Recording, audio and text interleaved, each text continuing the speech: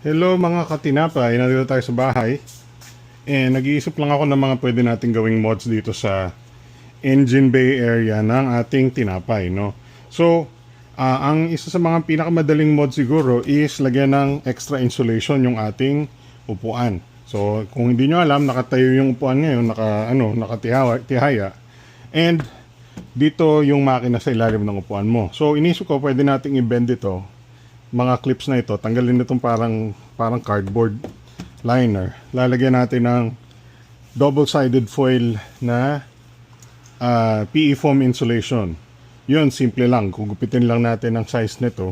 Tapos parang may enough na siya na space sa pagitan nung parang cardboard liner na to tsaka nung actual na upuan. So makakatulong yan. Hindi naman sobrang hirap umupo sa tinapay habang nagmamaneho, para lang umupo ka sa medyo nabilad na araw na upuan. Inis ko rin kung lalagyan natin ng iba pang insulator sa paligid ng engine bay. Particularly kasi, for example, sa likod ng hita mo, nararamdaman mo rin yung init banda rito. And of course, pag nandito tayo sa loob ng camping side, mainit din ng konti yung ating area dito. Plus, ito may mga bare metal dyan sa paligid ng van. Inisip ko pwede natin lagyan ng konting insulator liner din. Hindi ko alam kung double-sided foil lang ilalagay ko dyan kasi pangit tingnan pag double-sided foil. Pero pag-iisipan ko muna. May isa pa rito, itong wheel well na bakal. So, hanggang dun sa harap ng pedal, may mga exposed na bakal. So, pwede rin natin possibly lagyan ng insulator dyan. Mas maganda ata. Malambot naman yung bakal eh. Maganda siguro plastic na lang gamitin natin pang bend nito mga clips na to. Okay. Tingnan natin kung anong laman. Wow! Okay. Pwede. Pwede pang lagyan ng ng sound dampening eh. Pero hindi na siguro. Ito siguro yung pang-secure ng upuan dito sa bakal na yun. Interesting. So, pwede tayong gumupit ng double-sided na foil insulation. Tapos gupitin natin, i-marka natin yung size na ito. Ito yung ating plastic pry tool, medyo nagagasgas na. Pero mura lang naman yung plastic tool. So I guess okay lang. Okay. Yun. May konting insulation properties and silencing, sound deadening properties ito kasi foam. Pero dadagdagan natin para maka-extra insulation. Okay, so ito yung dalawang upuan. Place na natin yung insulation niya.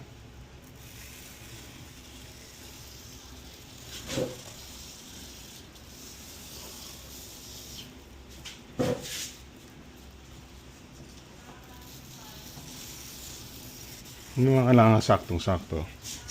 I-link ko sa description itong double-sided PE foam insulation ko. Pero marami namang nabibili nito kahit saan. Hindi naman mahirap hanapin. Ngayon, tandaan lang nyo na mag-face mask, gas mask pag magpuputol ng PE foam. Okay, so ito yung pinutol na natin. Lalagyan natin ng butas para dun sa mga clips. Ngayon, hindi ko alam kung lalagyan pa natin ng extra butas para dun sa mga tornilyo ng upuan or kaya niya bang i-absorb na lang yun. So, unahin natin yung butas ng clips and then tingnan natin kung kailangan butasin pa para dun sa tornilyo ng upuan.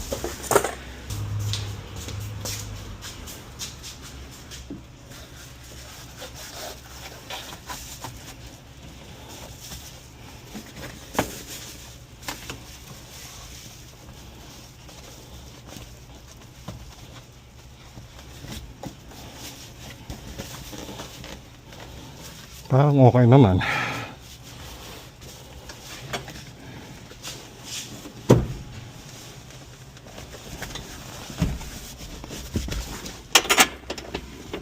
Yun. Wow.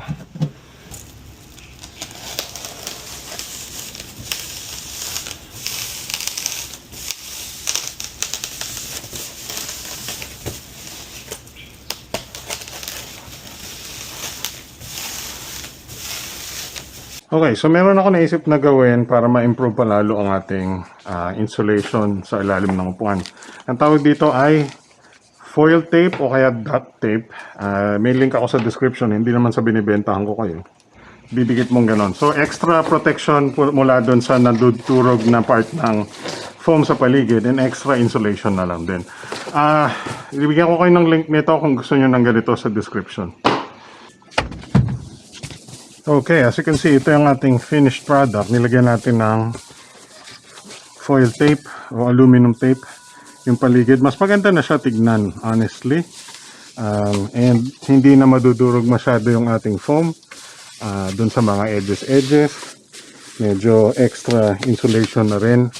And mas maganda ng konti, no? So, presentable ng konti.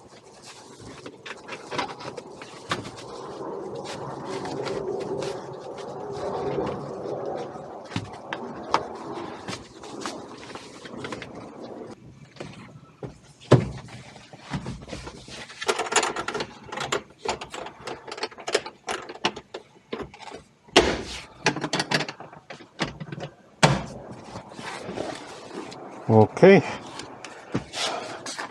Mahirap malaman kung gaano siya ka-effective, pero for sure, makakatulong yan. Any insulation is better. Okay. Yan. Yan ang muna ang ating gagawin for today, and then saka ko na pag-iisipan yung iba nating mga project. Okay? Thanks for watching.